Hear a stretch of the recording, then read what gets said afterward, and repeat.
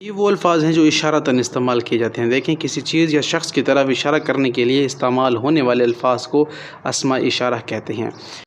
ھذا مذکر کے لیے ہوتا ہے یہ، ھذہ مؤنث کے لیے ہے، ذالک مذکر کے لیے ہے وہ، تلک مؤنث یہ یا وہ، اولئک یہی لوگ ہیں، ہؤلاء یہ سب۔ اب ان کا استعمال بتاتا ہوں کیسے آگے قرآن میں ان کا استعمال کیا گیا ہے۔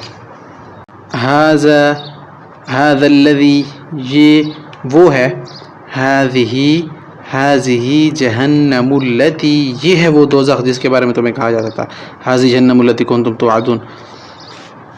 یہ ہے ذالک کیا ہے، ذالک الکتاب یہ وہ کتاب ہے، لا ریب فیہ جس میں کوئی شک نہیں، تلک اب دیکھیں نا، تلک الرسل یہ رسول ہیں، فضلنا بعضهم علی بعض جس میں بعض کو ہم نے بعض پر فضیلت عطا کی، اولئک هم المفلحون اولئک یہی لوگ ہیں، هم المفلحون وہ لوگ کامیاب ہونے والے ہیں، تو یہی وہ لوگ ہیں جو کامیاب ہونے والے ہیں۔